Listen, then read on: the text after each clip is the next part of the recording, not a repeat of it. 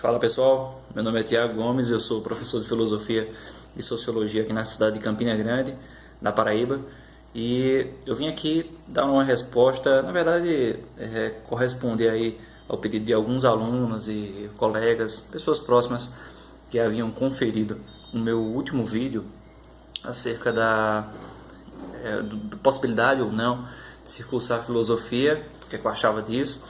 A minha resposta é um pouco pessimista, mas eu acredito que ela seja mais realista, e pessimista fica a cargo da interpretação. Mas para contrariar um pouco, né, para colocar em xeque algumas dessas questões, eu trouxe aqui 7 motivos, 7 motivos que me possibilitariam afirmar que cursar filosofia em uma faculdade seria uma boa opção. Então, tentei assim organizar direitinho essas vantagens. Vocês vão perceber que essas vantagens, elas de certa maneira acabam revelando uma das desvantagens em volta desse curso, mas é isso aí, vamos ver. A primeira delas, em ordem aqui cadencial, eu acredito que seja a óbvia pesquisa e docência em filosofia. Isso desde o âmbito universitário, passando pelo ensino médio e o ensino fundamental, né? Indo lá de cima para baixo.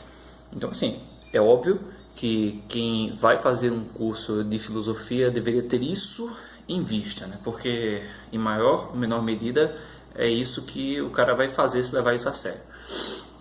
Claro que a docência no ensino fundamental, no ensino médio e no ensino superior variam significativamente, o estilo é bem distinto, indo do ensino fundamental ao superior, é bem distinto mesmo. Eu trabalho desde o ensino superior ao fundamental e a lógica de ensino ela é totalmente diferenciada por causa do aprofundamento e a ênfase que se dá à questão da pesquisa, né? O ensino na universidade é muito aprofundado, eu diria até que chega a ser maçante, chato, justamente porque tem como base desse exercício a pesquisa. Então, assim, pessoas que buscam bacharelado, por exemplo, não só a licenciatura, mas a licenciatura concomitante com o bacharelado, geralmente tem em vista justamente esse tipo de atividade.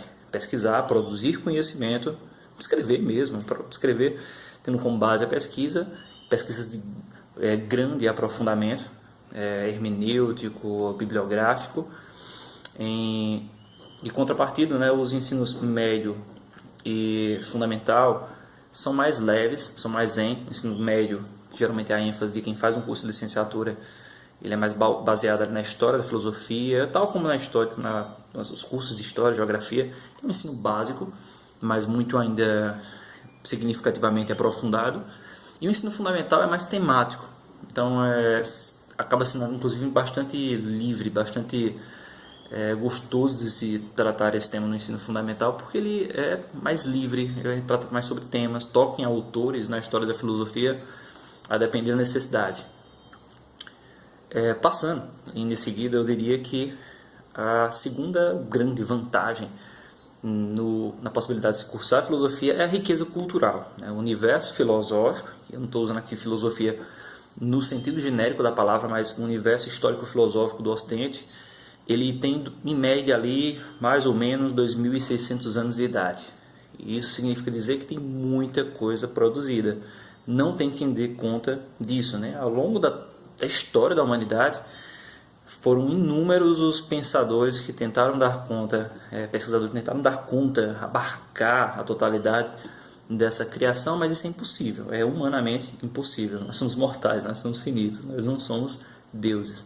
Então, a filosofia tem uma história riquíssima, a produção bibliográfica filosófica é imensa. Se a gente colocar isso ao lado da literatura, a literatura chega a ganhar, mas é absurdo, né, o que a filosofia tem a apresentar.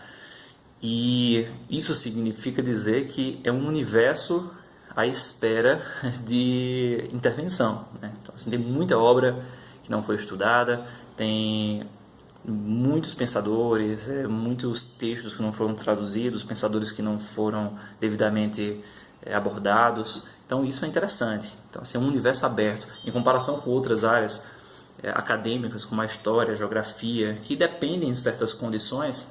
A filosofia ela é um universo muito rico e que tem algo a dar, justamente porque ninguém consegue dar conta essa gama de possibilidades que rondam o universo filosófico.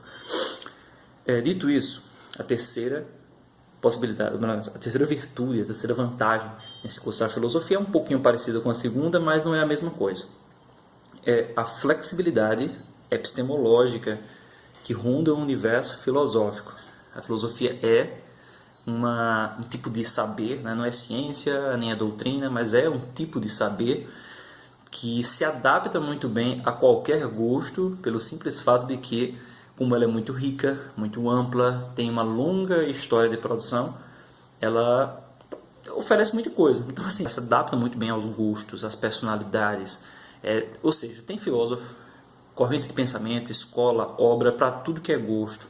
Desde que a pessoa tenha, obviamente, interesse e gosto pela leitura. É bom que você diga isso. Às vezes o cara não quer ler, ou não gosta de leitura e depois fica se decepcionando. E a filosofia ela é fundamentalmente leitura.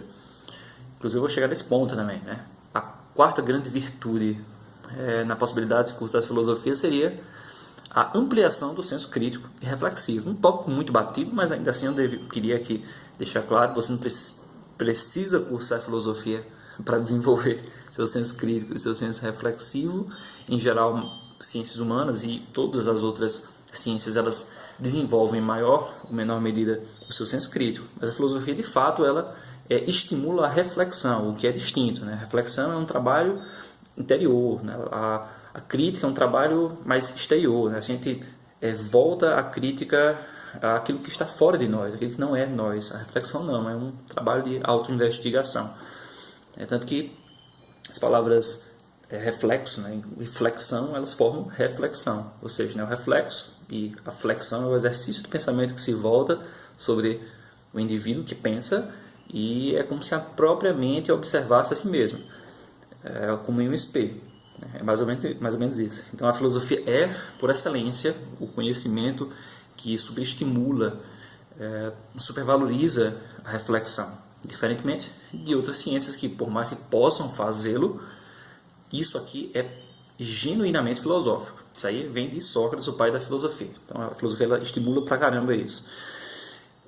Em seguida, eu diria que a quinta grande virtude seria o aprimoramento da capacidade de leitura e escrita.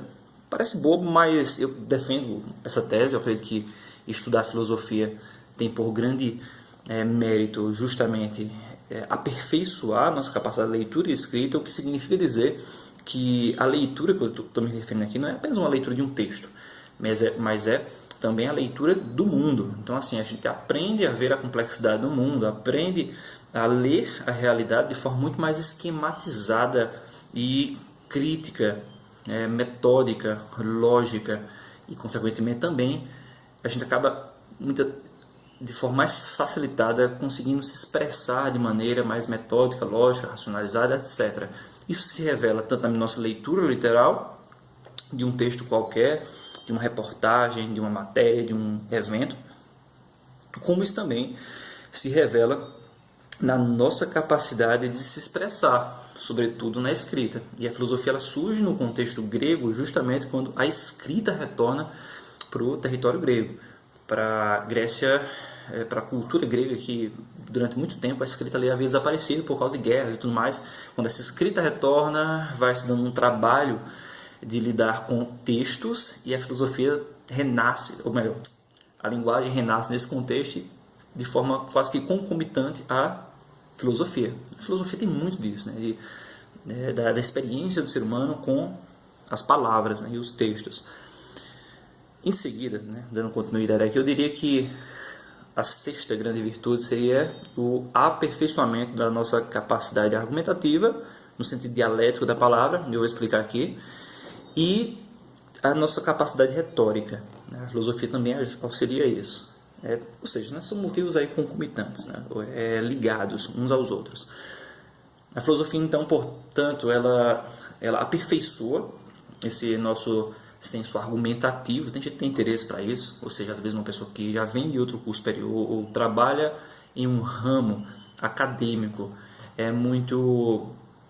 voltado para a argumentação, voltado para a pesquisa, voltado para essa questão do convencimento, aí encontro na filosofia uma matéria assim, um saber, por assim dizer, riquíssimo, que tem muito a contribuir.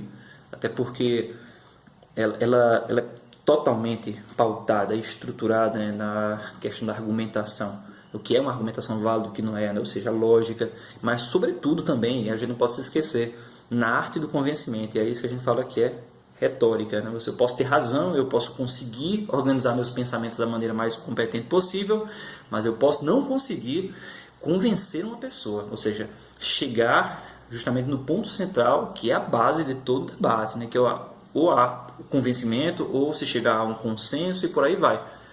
E isso é uma coisa que é contemplada pelo universo filosófico. A gente perceber o que é válido e o que não é, dialeticamente falando, ou seja, no sentido lógico da palavra, mas ela vai estimulando nossa percepção, nossa sagacidade diante do mundo. A gente não cai em qualquer balela ou em qualquer conversa fiada, justamente porque conseguimos ver as nuances de um discurso. A gente vê o que é lógico e o que não é, e mesmo quando uma coisa é lógica, a gente consegue perceber os artifícios retóricos, os artifícios de convencimento que não atendem a parâmetros lógicos, que servem ali só para encobrir certos argumentos, certos discursos e por aí vai.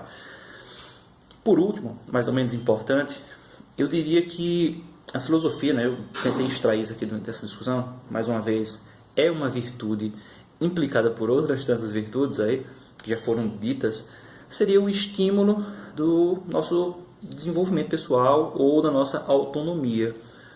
A nossa autonomia seria essa capacidade de se autodeterminar. A autonomia é a nossa capacidade de se autogovernar. E a filosofia, ela estimula demais isso, né? Ou seja, quando você trabalha o seu senso crítico e reflexivo, quando a gente vai se dando conta de como é importante a importância da argumentação, a importância da lógica e também da capacidade de convencimento, a filosofia ela acaba, em última instância, também nos oferecendo os elementos necessários para a formulação, para o incremento da nossa autonomia, né? Para a nossa capacidade de autogoverno, autodeterminação. Poxa, para que isso? Para que a gente não se torne, mais uma vez, vítimas dos outros ou de intenções que não condizem com as nossos ideais, nossas crenças ou com aquilo que seja bom, de fato. Ou seja, nós nos tornamos menos manipuláveis, mas também, né, porque isso é uma questão de senso crítico e reflexivo, mas também a gente se torna capaz de ditar os rumos da própria vida.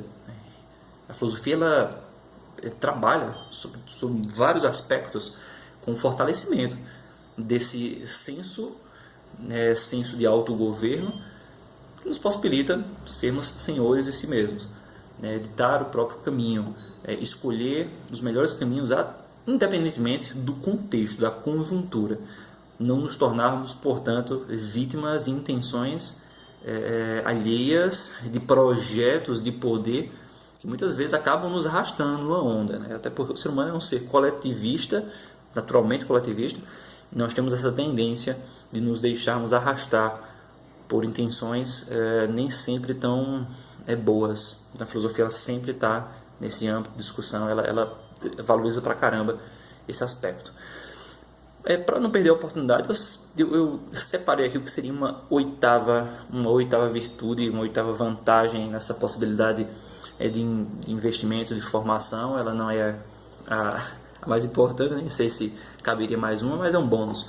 Então seria a formulação do nossa própria identidade filosófica, nossa própria identidade teórica, epistemológica, por assim dizer. A filosofia ela vai, para quem opta por esse caminho, você vai encontrar diversas obras, escolas de pensamento, teorias, hipóteses que vão contribuir de uma forma ou de outra para a composição do seu arcabouço teórico, né? Sua identidade teórica. Então, se você é alguém que tem por interesse a formulação de um pensamento próprio, de certas ideias, a filosofia ela pode lhe oferecer esses elementos.